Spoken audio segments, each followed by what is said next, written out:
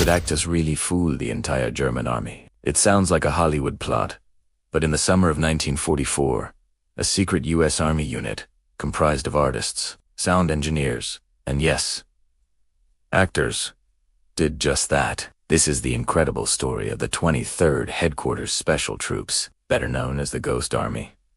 Following the D-Day landings in June 1944, the Allied push across France was a brutal, inch-by-inch fight. Every division, every tank, every soldier was a critical asset. But the Allies had a secret weapon, one that didn't fire a single bullet but was worth several divisions. This was the Ghost Army, a 1,100-man tactical deception unit. Their mission was simple, yet audacious: to impersonate other, much larger U.S. Army units to deceive the enemy about the strength and location of American forces. They used a traveling roadshow of deception, complete with inflatable tanks, sonic trucks broadcasting the sounds of armored divisions, and fake radio traffic. They were masters of misdirection, creating phantom armies to draw German forces away from where the real fighting was planned. Among the ranks of the Ghost Army were future creative legends, men like fashion designer Bill Blass and painter Ellsworth Kelly. These weren't career soldiers.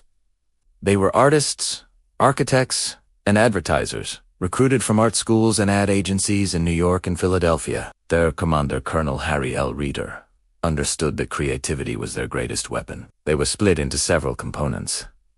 The 603rd Camouflage Engineers handled visual deception with their rubber dummies. The Signal Company, special, broadcast, phony radio messages. And the 3132 Signal Service Company, the Sonic Deception Unit, could make a handful of jeeps sound like an entire tank column rumbling into position. Their job was to put on a show, and the audience was the German High Command. In September 1944, the Allies were advancing toward Germany's formidable Siegfried Line.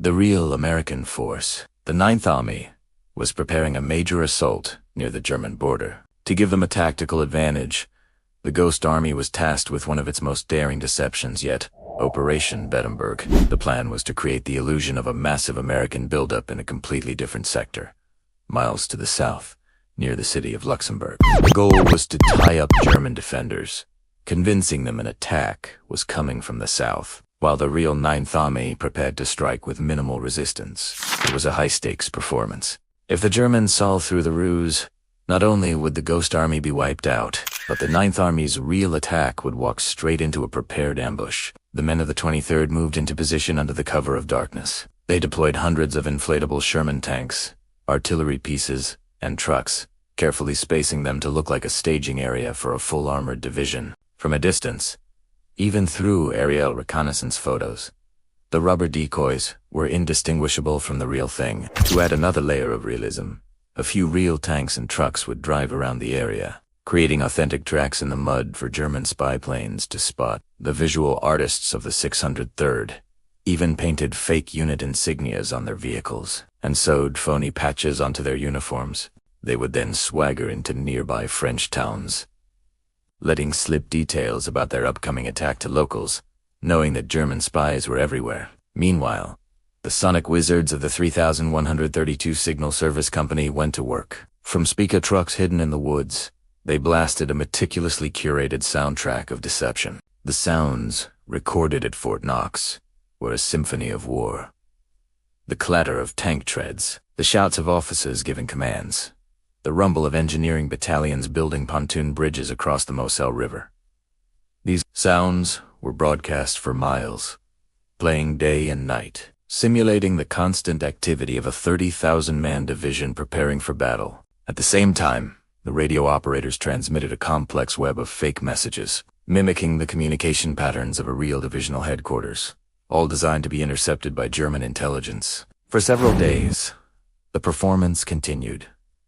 The Germans took the bait. Intelligence reports from the German side, later captured by the Allies, confirmed their growing concern about a major American force gathering to their south. They began to shift their own units, including valuable panzer divisions and artillery batteries, to counter this phantom threat. They were watching an army that wasn't there, preparing for an attack that would never come. But the Ghost Army's biggest challenge was maintaining the illusion. One misplaced inflatable, one sound played at the wrong time, or one captured soldier revealing the truth could bring the entire charade crashing down.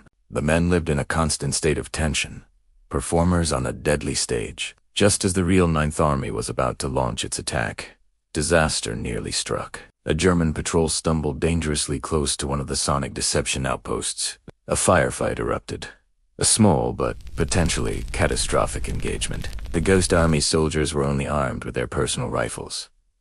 They had none of the heavy firepower they were pretending to possess. They had to fight off the patrol without revealing their true nature. In a brief but intense skirmish, they managed to push the Germans back, preserving their secret. It was a stark reminder that while their weapons were fake, the danger was very real. With the German forces successfully diverted south, the real U.S. Ninth Army launched its assault. They met far less resistance than anticipated, broke through the German lines, and achieved their objectives with fewer casualties than projected. The Ghost Army's performance had been a resounding success. Once the real attack was well underway, the men of the 23rd simply packed up their inflatable army, turned off their speakers, and vanished, leaving the Germans staring at an empty field, utterly bewildered. The Ghost Army conducted over 20 such battlefield deceptions, from the fields of France to the banks of the Rhine River.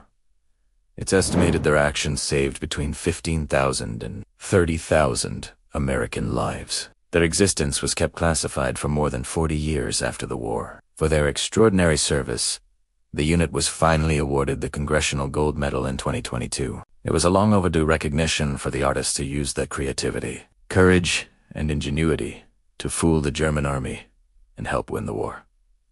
Thanks for watching. Follow our channel for more incredible stories from history.